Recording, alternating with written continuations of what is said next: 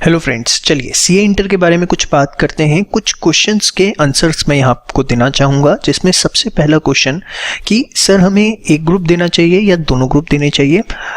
Second चीज़, अगर दोनों group देने चाहिए तो क्या हम इतने कैपेबल हैं, और सेकंड चीज़। थर्ड चीज़, सर तैयारी कैसे करनी चाहिए, सिलेबस कैसे ख़त्म हो जाना चाहिए एंड ऑल। तो आज मैं आपको सारी बातों के इनके पहले जवाब दूंगा, बड़े ध्यान से सुनिएगा। हर बच्चे के लिए ये वीडियो मील का पत्थर है। आप ये समझ लीजिए कि कहा जाता है कि अगर आपकी प्लानिंग सही हो तो आधा काम आपका वैसे ही ठीक हो जाता है। तो ये वीडियो लगभग आपका आधा काम करने जा रही है। बड़े ध्यान से एक एक बात आपने मेरी सुननी है। देखिए, ग्रुप 1 की अगर मैं बात करता हूँ तो ग्रुप 1 में हमारे पास बेटा पेपर कौन से हैं? एक अकाउंट्स है, दूसरा कॉस्टिंग है, तीसरा टैक्स है, चौथा हमारे पास लॉ है। ये 4 पेपर हमारे पास हैं। यहाँ अगर हम बात करते हैं तो बेटा हमारे पास एडवांस अकाउंट्स है, उसके बाद EIS SM है, उसके बाद हमारे पास इसके अंदर ऑडिट है, इसके बाद हमारे पास इसमें FME को है। ठीक है, अब देखिए एक छोटी सी बात समझिए आप सबसे पहले कि यहाँ आपका अकाउंट्स एक प्रैक्टिकल पेपर है, कॉस्टिंग आपका प्रैक्टिकल पेपर है, और टैक्स भी आपका मोर और लेस प्रैक्टिकल पेपर की तुलना में ही आता है। एडवांस अकाउंट्स यहाँ पे आपका प्रैक्टिकल पेपर है, ठीक है, और यहाँ पर आपका FM जो है वो प्रैक्टिकल पेपर है। अब आप देखिए जरा, यहाँ प्रैक्टिकल पेपर्स कितने हैं बेटा? यहाँ प्रैक्टिकल पेपर्स हैं आपके 3 और थ्योरी पेपर्स आपके पास कितने हैं? 1। ठीक है, यहाँ अगर आप देखें तो आपके पास प्रैक्टिकल पेपर्स कितने हैं? यहाँ प्रैक्टिकल पेपर्स है 1.5 और थ्योरी पेपर जो है वो आपके पास कितने हैं? 2.5। ठीक है, तो देखिए सबसे बड़ा पॉइंट क्या है, यहाँ आपके प्रैक्टिकल पेपर्स की वेटेज ज़्यादा है। और ये बात आपको भी बहुत अच्छे से पता है कि कहीं ना कहीं मोस्ट ऑफ द स्टूडेंट्स के लिए, ये वर्ड पे बड़ा सोच समझ के यूज़ कर रहा हूँ, मोस्ट ऑफ द स्टूडेंट्स, क्योंकि काफ़ी बच्चों की थ्योरी बहुत स्ट्रांग होती है, मैं मानता हूँ इस चीज़ को। तो मोस्ट ऑफ द स्टूडेंट्स के लिए प्रैक्टिकल पेपर में मार्क्स लाना कंपैरेटिवली ईजी टास्क होता है, और थ्योरी पेपर के अंदर मार्क्स लाना कंपैरेटिवली मुश्किल है। दो अब इसके अंदर MCQ आ गए हैं तो वो थोड़ा टास्क जो है समवॉट हल्का हो गया है, आप उसमें नंबर ला सकते हैं। लेकिन एक बड़ी इन जनरल मैं बात करूं तो प्रैक्टिकल पेपर्स को हम कहीं ना कहीं ज़्यादा अच्छे से स्कोर कर पाते हैं as compared to the theory paper. ठीक है, अब यहाँ पर अगर आप देखें 3 प्रैक्टिकल पेपर्स हैं, 1 थ्योरी पेपर्स है। अब देखिए ये होंगे आपके टोटल 400 नंबर के पेपर। अब होता क्या है, जनरली जो मैंने अपना पास्ट रिकॉर्ड अपने क्लासरूम के अंदर देखा है कि यहाँ पर बच्चे जो हैं वो 400 में से बड़े आराम से 230 को क्रॉस कर जाते हैं, कोई इसके अंदर दिक्कत नहीं आती। और उसके पीछे कारण ही यही है क्योंकि यहाँ प्रैक्टिकल पेपर्स होते हैं। ग्रुप 2 के अंदर क्या होता है, जनरली इसके अंदर देखिए 1.5 प्रैक्टिकल पेपर है, 2.5 थ्योरी पेपर है, और आप माने या ना माने कुछ सब्जेक्ट की भी अपनी एक लिमिटेशन होती है। तो कहीं ना कहीं यहाँ पर ये 2 ऐसे पेपर्स हैं EIS एंड SM जिसके अंदर थ्योरी एस्पेक्ट बहुत ज़्यादा है। आप इसे बहुत अच्छा पढ़ेंगे, अच्छी तैयारी करेंगे तो इसके अंदर कहीं जाकर आप एक लेवल पे परफॉर्म कर पाएंगे। लेवल पे परफॉर्म कर पाएंगे मतलब ऐसे कि 60 अराउंड आप टच कर पाएंगे, लेकिन मेहनत चाहिए। लेकिन प्रैक्टिकल पेपर सिर्फ 1.5 है। तो होता क्या है, कहीं ना कहीं जो एग्रीगेट बनाने में है सेकंड ग्रुप में दिक्कत आती है। और कई बार आप अपने सर्कल में सुनेंगे कि बच्चों का ग्रुप 1 क्लियर हो जाता है और ग्रुप 2 होने में वक्त लगता है, 1.5 साल 2 साल लग जाते हैं। मेरे पास खुद ऐसे बच्चे हैं, खुद मेरे कुछ ऐसे स्टूडेंट्स हैं, नाम नहीं लेना चाहूँगा नहीं तो मेरे को आ जाएंगे मेरे इंस्टीट्यूट पे, जिनका ग्रुप 1 क्लियर है और ग्रुप 2 में उन्हें दिक्कत आती है। तो इसीलिए मैं यहाँ पर एडवाइस करता हूँ कि दोनों ग्रुप्स इकट्ठे दीजिए, ताकि अगर आप दोनों ग्रुप्स को कंबाइनली देखें तो प्रैक्टिकल आपके पास आ जाते हैं कितने, 4.5 पेपर, और थ्योरी आपके पास आ जाते हैं 3.5 पेपर, और टोटल हो जाता है 8। तो कहीं ना कहीं जो आपकी एग्रीगेट बनाने की प्रॉब्लम है वो बड़े बेहतरीन तरीके से आपकी सॉल्व हो जाती है। तो मेरी पर्सनल रिकमेंडेशन तो हमेशा बोथ ग्रुप्स की रहती है। मेरे जितने भी स्टूडेंट्स आज तक रहे हैं उनको मैंने हमेशा यही सजेस्ट किया है कि go for the both groups. Both group देखिए मैं आपको एक छोटा सा एग्जाम्पल देता हूँ। ठीक है, मेरी एक स्टूडेंट थी तन्वी गुप्ता, ठीक है, तन्वी गुप्ता, जिसके बोथ ग्रुप्स क्लियर हुए, बोथ ग्रुप उसके क्लियर हुए। एंड कैन यू बिलीव कि इन 4 का उसका जो टोटल था वो था लगभग 175 के अप्रॉक्स, 175 या 177 कुछ था। ठीक है, और यहाँ जो उसका ग्रुप 1 का टोटल था दैट वाज 240 समथिंग। अब हुआ क्या, अगर उसने ये इंडिविजुअल दिया होता, गए क्योंकि यहाँ तो 240 थे, अब ग्रुप 2 नहीं निकल रहा होता। लेकिन अब हुआ क्या, सेट ऑफ प्रोसेस की वजह से 240 175 सेट ऑफ हो गए और मामला बोथ ग्रुप क्लियर हो गए। मैं अनडाउटेडली इसके लिए कहूँगा कि ग्रुप 1 पे हमें फोकस बहुत ज़्यादा रखना है, अपना फोकस ज़्यादा ग्रुप 1 पे रखेंगे।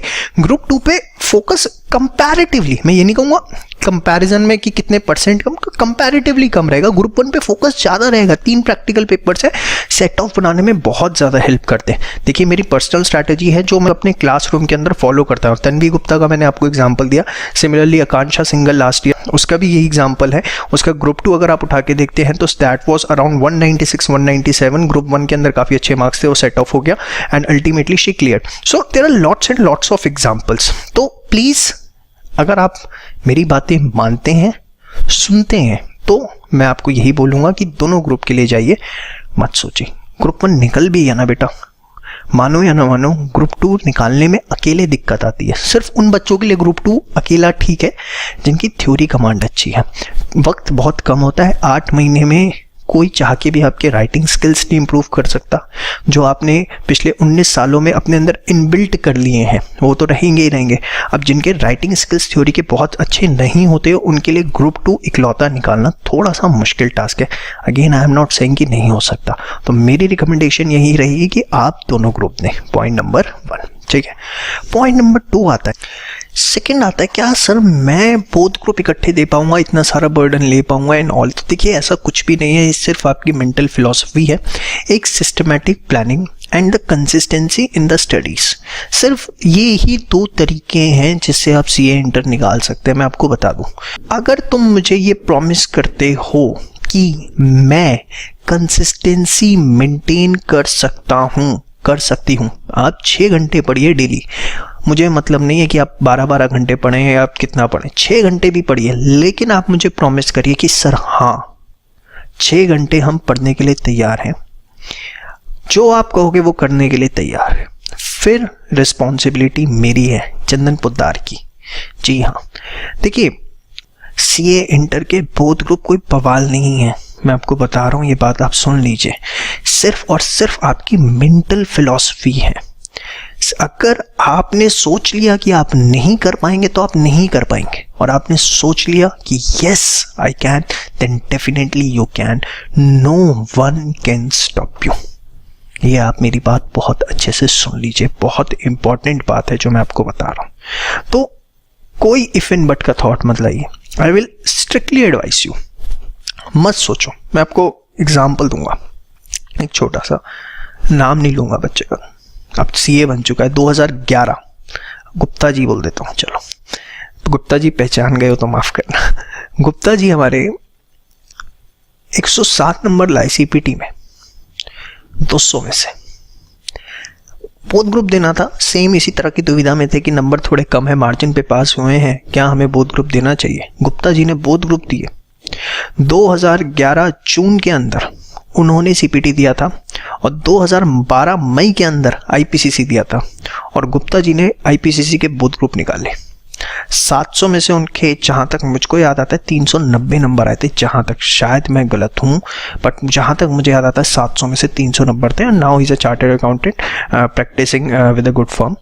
तो ये क्राइटेरिया कुछ नहीं होता कि फाउंडेशन में मेरे इतने नंबर आए हैं तो क्या मेरे को बोथ ग्रुप देने चाहिए एंड ऑल, ठीक है।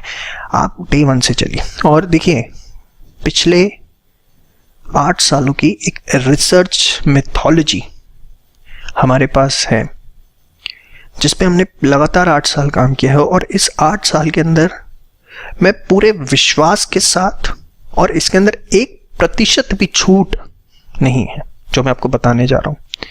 जितने हमारे सीए इंटर के बच्चे हमारे साथ एसोसिएट हुए, 80% बच्चे सीए इंटर के अंदर, पहले आईपीसीसी हुआ करता था, निकले। क्यों निकले? क्योंकि सिर्फ हमारा फोकस है कंसिस्टेंसी पे। मैं आपकी डांट भी लगाऊंगा, मैं आपको फ़ोन भी कर सकता हूँ कि भैया क्या कर रहे हो तुम, ये बदतमीजी नहीं चलेगी मेरे साथ। बुरा मानना आप मान लेना, आपका हक है बुरा मानने का, लेकिन मेरी रिस्पॉन्सिबिलिटी आपसे पहले आपके पेरेंट्स के लिए आती है जो आपके लिए पैसे इन्वेस्ट करेंगे। शायद आपके लिए ये 9,999 या 13,500 रुपये का अमाउंट कुछ ना हो शायद, बट मेरे लिए ये बहुत कुछ है।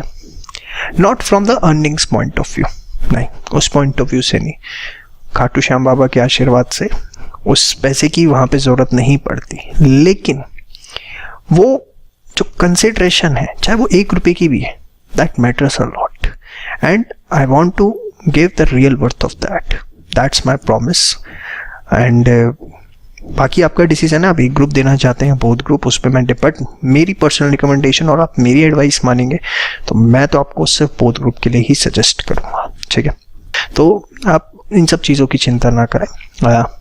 We are here to provide you the worth and we are committed for that. So thank you so much.